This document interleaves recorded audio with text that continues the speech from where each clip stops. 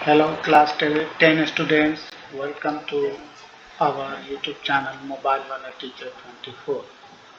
तो आज के क्लास में हम लोग कोऑर्डिनेट ज्योमेट्री स्टार्ट कर रहे हैं फॉर क्लास 10। तो क्लास 9 में पहले हम लोगों ने क्या पढ़ा उसको हम लोग देखते हैं, उसके बाद जाकर आगे बढ़ेंगे।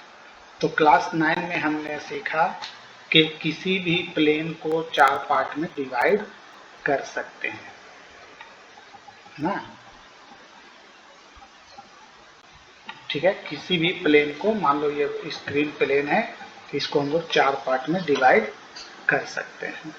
ठीक है, तो इस हॉरिजेंटल एक्सिस को हम लोग क्या बोलते थे, एक्स एक्सिस, और जो पॉइंट ऑफ इंटरसेक्शन है उसको क्या बोलते हैं, origin.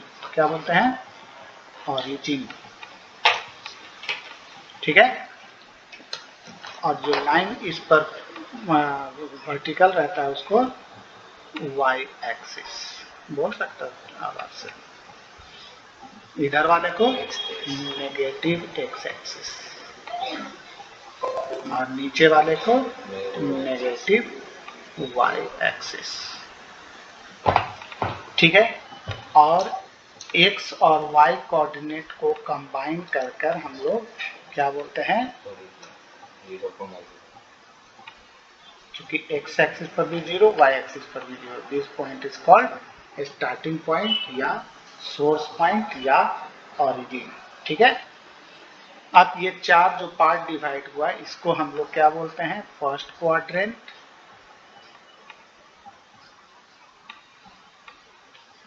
Second quadrant,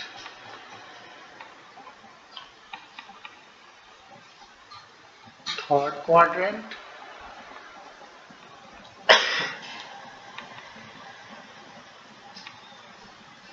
fourth quadrant.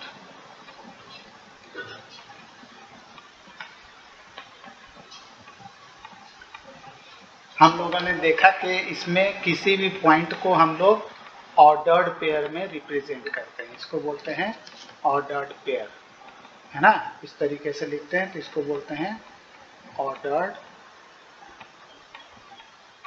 Pair,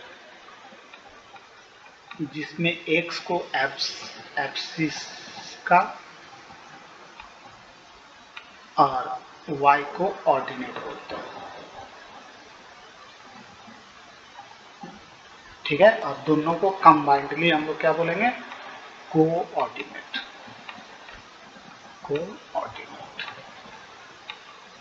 तो हम लोगों ने 9 क्लास में सीखा कि कितने टाइप के पॉइंट्स होते हैं, 8 टाइप के, 9 होते हैं। एक पॉइंट ये ऑरिजिन हो गया, 4 पॉइंट हमारे एक्सिस पर होते हैं, पॉजिटिव एक्स एक्सिस पर, ए बी सी डी, और 4 पॉइंट घर में होते हैं। अब 0 के इधर वाले एक्सिस को पॉजिटिव एक्सिस, 0 के लेफ्ट वाले को नेगेटिव एक्सिस, 0 के अप वाले को पॉजिटिव एक्सिस और डाउन वाले को नेगेटिव एक्सिस। यानी कि इस पर जो भी पॉइंट होगा वो 1 2 3 4 इस तरीके से रहेगा पॉजिटिव। इधर जो भी रहेगा वो -1 -2 -3 इस तरीके से। ऊपर जो भी रहेगा वो 1 2 3 और नीचे जो भी रहेगा वो -1 -2 -3। तो अब इन दोनों घर में क्या देख रहे हैं, पॉजिटिव पॉजिटिव, तो इस घर में जो भी पॉइंट होगा वो हमारा क्या रहेगा, पॉजिटिव, एक्स वाई, ये दोनों पॉजिटिव, प्लस भी पॉजिटिव और एक्स भी पॉजिटिव और वाई भी पॉजिटिव। इस घर में जो भी पॉइंट रहेगा वो हमारा एक्स नेगेटिव देख रहे हैं, है ना, तो एक्स हमारा नेगेटिव रहेगा, -x और वाई पॉजिटिव रहेगा। इस घर में जो भी पॉइंट रहेगा वो हमारा रहेगा दोनों नेगेटिव, क्योंकि देखो इधर एक्स एक्सिस भी नेगेटिव है, वाई एक्सिस भी नेगेटिव है, तो इसमें दोनों नेगेटिव रहेगा। और इस घर में एक्स पॉजिटिव वाई नेगेटिव, यानी प्लस माइनस। इस घर में दोनों माइनस, इस घर में x माइनस वाई प्लस, और इस घर में, और 4 पॉइंट्स आपके एक्सेस पर होंगे, यानी कि ये हो गया हमारा x 0, ये हो जाएगा 0y, ये c का कोऑर्डिनेट हो जाएगा -x 0, और d का कोऑर्डिनेट हो जाएगा 0 -y। ठीक है, बस इतने टाइप के ही हमारे कोऑर्डिनेट एक्सेस होते हैं, ये कोऑर्डिनेट पॉइंट्स होते हैं। ठीक है, कितने 2 डायमेंशन में। इस पूरे सिस्टम को हम लोग क्या बोलते हैं? Cartesian coordinate system. इसका नाम क्या है? Cartesian coordinate system, coordinate system.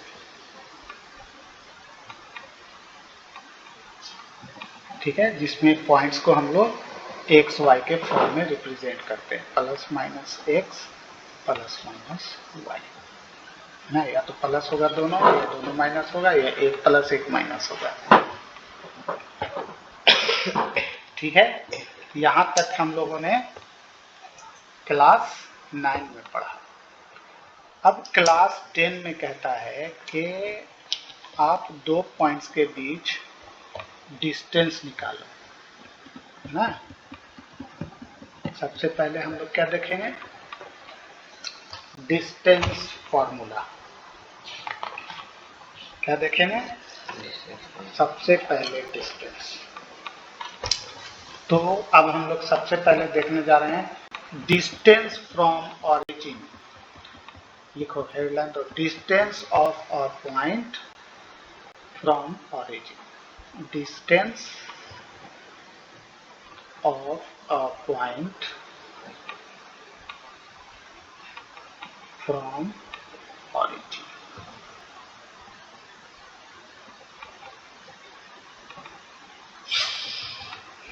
तो अब हमको मालूम है कि हम लोग प्लेन को 4 पार्ट में डिवाइड कर सकते हैं। ठीक है, तो अगर हम लोग किसी पॉइंट को लेते हैं पी एक्स वाई, ठीक है, पहले हम लोग पॉजिटिव साइड में लेकर चल रहे हैं। अब इसको जब हम ओरिजिन से मिलाएंगे तो हम क्या देख रहे हैं कि अगर इसको हम परपेंडिकुलर डाल दें क्यू, तो क्या हो जाएगा? वो क्यू हमारा हो जाएगा ए, और ये जो डिस्टेंस है इससे इस पर परपेंडिकुलर डाल दो आर, तो पी आर हमारा हो जाएगा वाई। हो जाएगा? नहीं, पी आर बोल रहे हैं, ओ आर। ओ आर हमारा हो जाएगा वाई। ऑरिजिन यहाँ पे आए, यानी कि इसका कोऑर्डिनेट हो जाएगा 0y, और इसका कोऑर्डिनेट हो जाएगा x 0। ठीक है, अब इस फिगर को देख रहे हैं तो हमको क्या दिख रहा है? एक रेक्टेंगल दिख रहा है। तो रेक्टेंगल में अपोजिट साइड्स क्या होते हैं? बराबर। तो ओ क्यू किसके बराबर होगा? पी आर के बराबर होगा, है ना। और ओ आर किसके बराबर होगा? पी क्यू के बराबर होगा। ठीक है, अब गौर से देखो तो हमने ये परपेंडिकुलर डाला यहाँ पर, है ना। तो परपेंडिकुलर डाला तो ये एक ट्रायंगल बन गया, राइट एंगल ट्रायंगल। और हम जानते हैं कि किसी भी राइट एंगल ट्रायंगल में ट्रायंगल ओ क्यू पी हमारा क्या हो गया? एक right angle triangle, right angle triangle हो गया। ठीक है, तो राइट एंगल ट्रायंगल में हम लोग कौन सा फॉर्मूला अप्लाई कर सकते हैं? पाइथागोरस, है ना। तो राइट एंगल ट्रायंगल में हम लोग कौन सा फॉर्मूला अप्लाई कर सकते हैं? पाइथागोरस। तो पाइथागोरस थ्योरम मतलब hypotenuse square equal to base square plus perpendicular square. ठीक है, अब इसको उधर भेजेंगे तो हमारा हो जाएगा OP रूट अंडर, अब OQ हमारा एक्स स्क्वायर है और PQ हमारा y है तो y स्क्वायर हो जाएगा। तो यानी कि OP डिस्टेंस हमारा हो गया root under X square plus y square. ठीक है, अब देखो, अब ये पॉइंट P किसी भी क्वाड्रेंट में हम लोग का OP डिस्टेंस क्या होगा, वही सेम रहेगा। अगर P मान लो इस क्वाड्रेंट में आ जाए P माइनस एक्स वाई, तो क्या होगा OP डिस्टेंस, बोलो, वही हो जाएगा root under X square plus Y square. अगर P पॉइंट थर्ड क्वाड्रेंट में आ जाए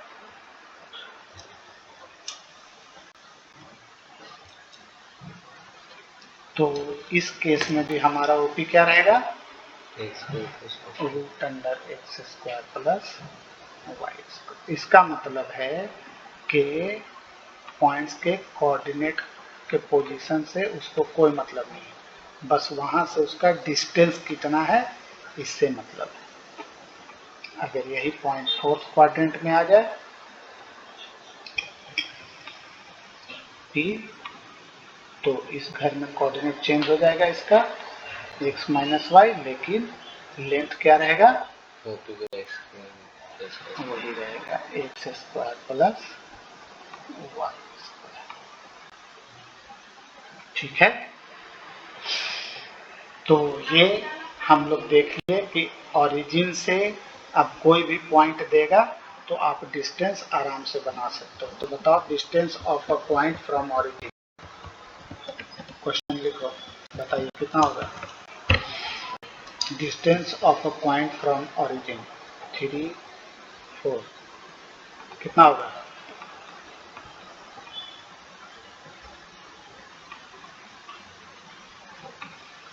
distance of a point P from origin, P 3, 4 minus 3, 4 from origin, कितना होगा, OP equal to root under minus 3 का स्क्वायर करो प्लस 4 का स्क्वायर करो, बात बराबर 9 प्लस 16, ये हो गया 25। अब इसको रूट से बाहर निकालेंगे तो हम लोग 5 लेंगे, प्लस माइनस 5 नहीं, क्योंकि ये डिस्टेंस है ना, यहाँ वेक्टर की बात नहीं हो रही है, यहाँ मैग्नीट्यूड की बात हो रही है, तो मैग्नीट्यूड ऑलवेज पॉजिटिव होता है। ठीक है, तो ये हमारा होगा आंसर।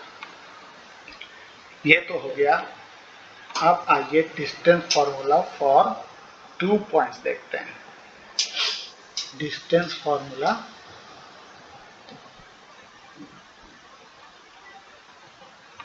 फॉर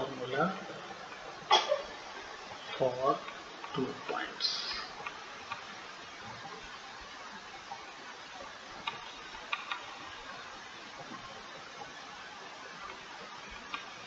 ठीक है, अब 2 पॉइंट अगर दिया हो तो डिस्टेंस हम कैसे निकालेंगे।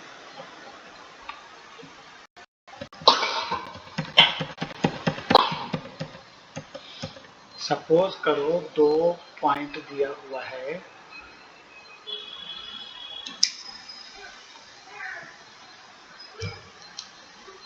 ऐसा,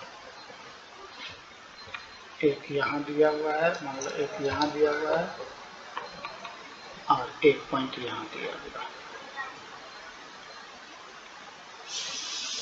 थोड़ा सा और इधर कर देते हैं। ठीक है, ये पॉइंट हो गया हमारा P और ये पॉइंट हो गया Q। ठीक है, तो हमको निकालना है distance between 2 points P and Q। Distance between 2 points P x1 y1 and Q x2 y2 equal to 1। हम लोग अब ये निकालने जा रहे हैं, यानी कि पी क्यू इक्वल टू क्या होगा। तो अब देखो, अभी हम लोग पी एक्स वाई है, तो इसको रिजॉल्व करेंगे, रिजॉल्व कर सकते हैं। तो पी डैश नाम रख दो और इसको यहाँ से परपेंडिकुलर डाल दो, तो ये हमारा बन गया क्यू डैश, है ना। तो ओ पी डैश कितना हो जाएगा, ओ पी डैश x1 होगा और पी पी डैश क्या हो जाएगा, y1 हो जाएगा। उसी तरीके से ओ क्यू डैश हमारा क्या हो जाएगा, x2 हो जाएगा और क्यू क्यू डैश क्या हो जाएगा हमारा, y2 हो जाएगा। ठीक है, यहाँ पर इसका कोऑर्डिनेट लिख भी सकते हैं, नहीं भी लिख सकते हैं, कोई दिक्कत नहीं। अब क्या करो कि अब इसको इस P पॉइंट से क्यू क्यू डैश पर परपेंडिकुलर ड्रॉ कर दो, इसका नाम रख दो R। तो पी आर ड्रॉ किया परपेंडिकुलर क्यू क्यू डैश पर ना, ड्रॉ परपेंडिकुलर। तो अब इस पर ये परपेंडिकुलर हो गया है। तो अब देखो हमको पी आर निकालना है, तो पी आर किसके बराबर होगा, पी आर किसके बराबर होगा, पी डैश क्यू डैश के। और पी डैश क्यू डैश कितना होगा, O Q dash minus O P dash, यानी कि ओ क्यू डैश मतलब x2 और ओ पी डैश मतलब x1। उसी तरीके से क्यू आर हमारा क्या हो जाएगा, क्यू आर इक्वल टू हो जाएगा क्यू क्यू डैश माइनस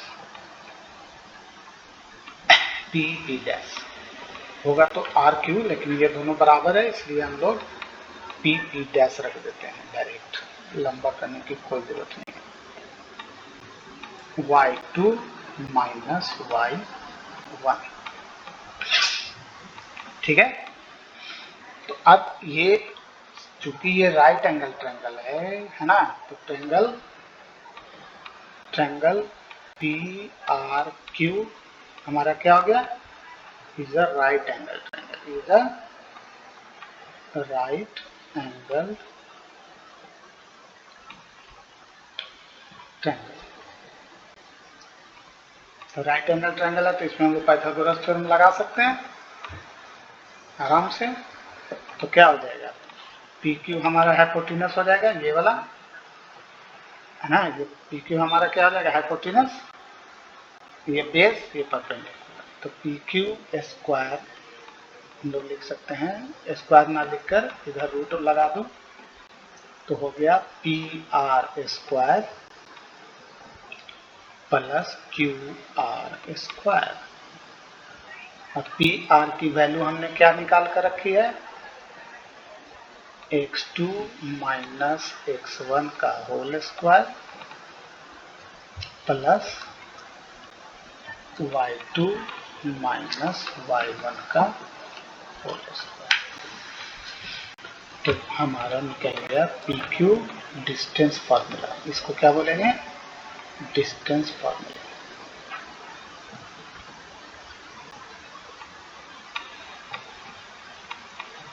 यही हमारा डिस्टेंस फार्मूला हो गया,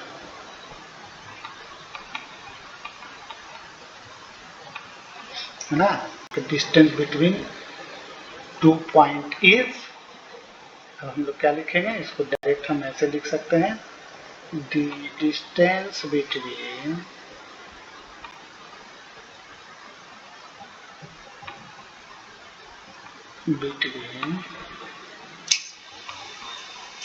टू पॉइंट्स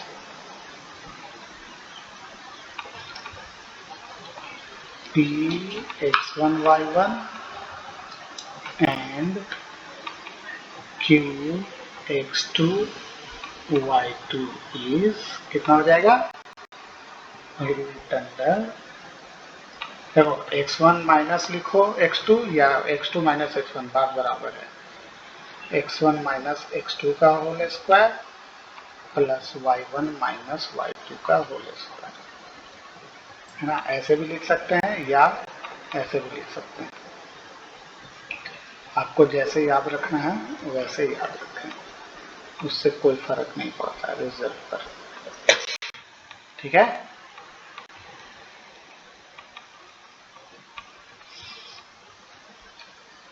तो सिंपल ये डिस्टेंस फार्मूला का इस्तेमाल करके अब हम लोग किसी भी पॉइंट्स का डिस्टेंस निकाल सकते हैं जिसका कोऑर्डिनेट को मालूम है, ठीक है।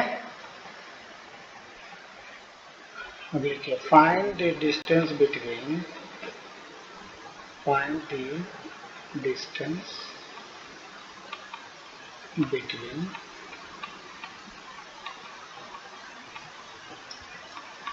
2, 3 and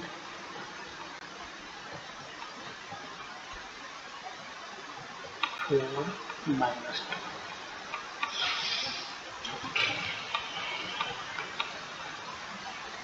अब देखो फॉर्मूला अप्लाई करने के लिए क्या करेंगे कि इसको समझ लेंगे माइंड में कि ये P x1 y1 है, और इसको कंसीडर कर लेंगे दिमाग में कि ये x2 y2 है, Q, है ना। P x1 y1 and Q x2 y2 consider कर लेना दिमाग में, ठीक है। अब हम लोग क्या करेंगे कि बीच में कॉमा है ना, कॉमा मत भूल जाना, ये ऐसा समझ लेंगे। अब हम लोग जानते हैं पी क्यू इक्वल टू क्या होता है, root under x2 minus x1, या तो x1 माइनस x2 लिखो या कोई भी, उससे कोई फर्क नहीं पड़ता है, ठीक है। तो हमारा कितना हो जाएगा, x2 माइनस x1, तो x2 के जगह पर कितना दिख रहा है, 4 है, और x1 की जगह पर 2 है, तो हो गया 4 माइनस 2 का होल स्क्वायर प्लस y2 हमारा -2 है, और y1 हमारा -3 है, ठीक है। ये हो गया हमारा -2 का स्क्वायर, और यहाँ हो गया -5 का स्क्वायर, तो 5 का स्क्वायर -5 का स्क्वायर भी 25 ही होता है, ठीक है। इसका 4 5 कितना हो गया, 29, और 29 जो कि ये प्राइम नंबर है इसलिए इसको हमको ऐसे ही छोड़ देंगे, आंसर हो गया, ठीक है।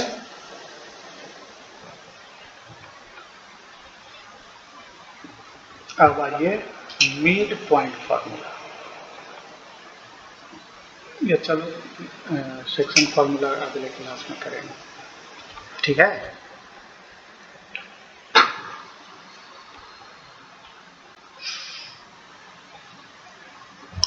अब इस पर बेस्ड तो सारा प्रॉब्लम बन जाएगा, है ना। अब जैसे पहला क्वेश्चन दे रहा है कि पॉइंट्स के कोऑर्डिनेट दिए हुए हैं, आपको बताना है कि ये कैसा ट्रायंगल बना रहा है, ठीक है। तो हम जानते हैं कि ट्रायंगल कितने टाइप का होता है, साइड के बेसिस पर 3 टाइप के, कौन कौन,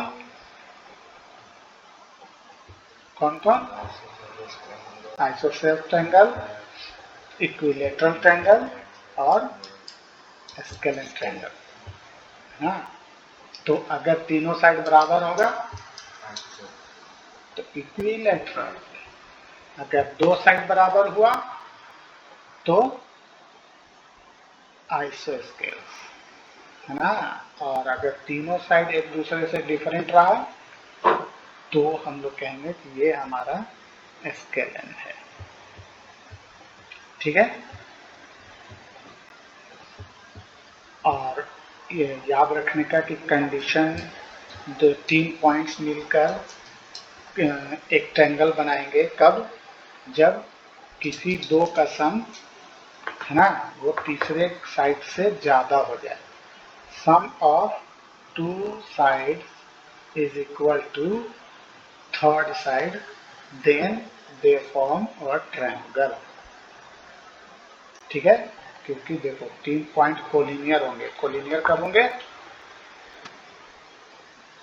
जब तीनों पॉइंट्स एक लाइन में हो, ए बी और सी। अगर तीनों पॉइंट एक ही लाइन में है ना, तो इसको हम लोग क्या बोलेंगे?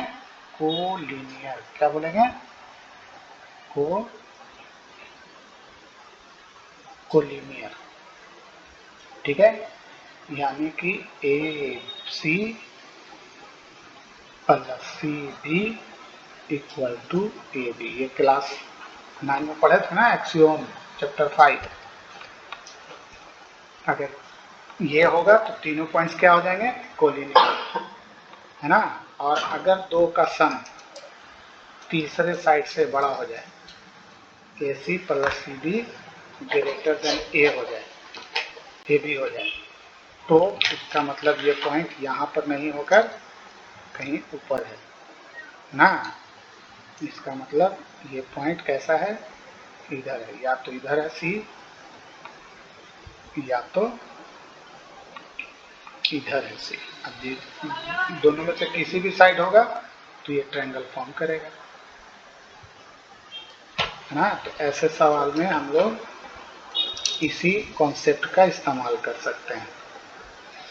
इसको लिख लो, 3 points will be collinear if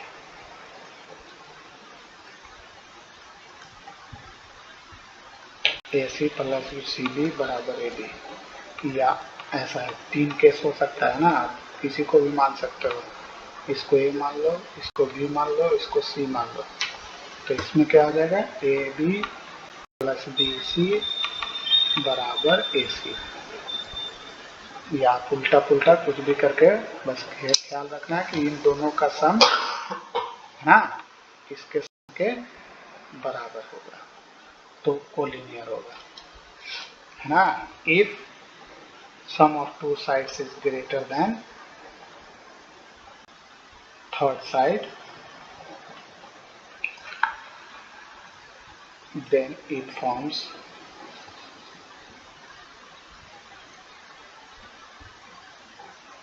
triangle.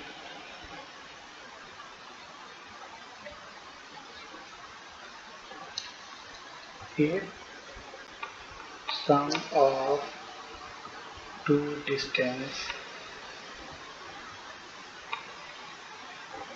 is greater than third distance,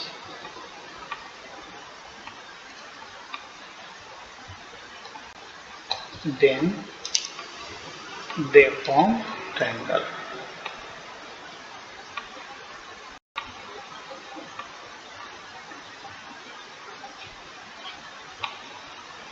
ठीक है, यानी कि यहाँ से ऐसे लेते हैं।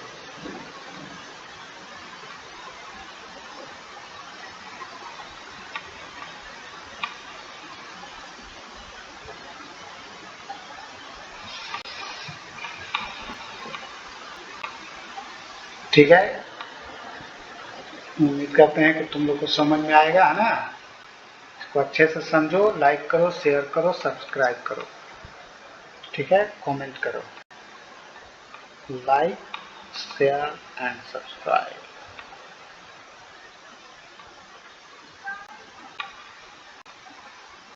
कमेंट भी करो, ठीक है। टिल देन अल्लाह हाफिज़।